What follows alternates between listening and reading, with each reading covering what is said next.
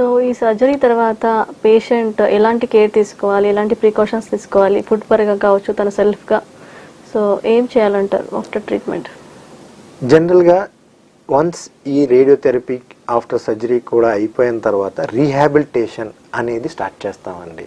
Rehabilitation అంటే మనం పేషెంట్ని తనకున్న ఎసెన్షియల్ అవయవాన్ని తన భాగంలో తన శరీరంలో నుంచి తీసేసాం.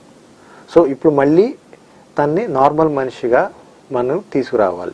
అలా చేయాలి అనుకున్నప్పుడు ఫస్ట్ స్పీచ్ థెరపీ, అంటే లారింగ్స్ వరకు సంబంధించి అనుకోండి మాట పోతుంది, అలాంటి వాళ్ళకి స్పీచ్ థెరపీ అనేది ఇస్తాం. స్పీచ్ థెరపీ అంటే తనకి వాయిస్ మళ్ళీ తీసుకురావడానికి ఎక్స్టర్నల్ మిషన్ ద్వారా ఇక్కడ పెట్టించి సౌండ్ తెప్పించే ప్రక్రియ చేసి తద్వారా తనకి మాట వచ్చేలా చేయొచ్చు.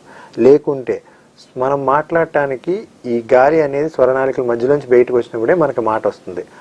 అది ఎలా చేయొచ్చు అంటే ఇందాక చెప్పినట్టు ఇక్కడ ఎక్కడైతే పర్మనెంట్గా స్టోమా తయారు చేసామో అందులో ఒక చిన్న మిషన్ ప్రాసెసెస్ అంటాం, ప్రాసెస్ పెట్టి గాలి యొక్క దారిని మళ్లించి అది నోటి ద్వారా వచ్చి తన మాట తనకు వచ్చే ప్రయత్నం చేసేలాగా తను మాట్లాడగలిగే ప్రయత్నం చేసేలాగా చేసి తనకి మాట అనేది తెప్పిస్తాం అనమాట. ఈ రకంగా తన మాటని మళ్ళీ రెస్టోర్ చేస్తాం. ఇక ఫుడ్ విషయానికి వస్తే, అన్నం తీసుకునే విషయానికి వస్తే తనకి ఎలాగో సెపరేట్ దారి తయారు చేసి పెడతాం కాబట్టి ఇనీషియల్గా తనకి ముక్కులో గొట్టం వేసి సర్జరీ చేసి తనని ఇంటికి పంపిస్తాం.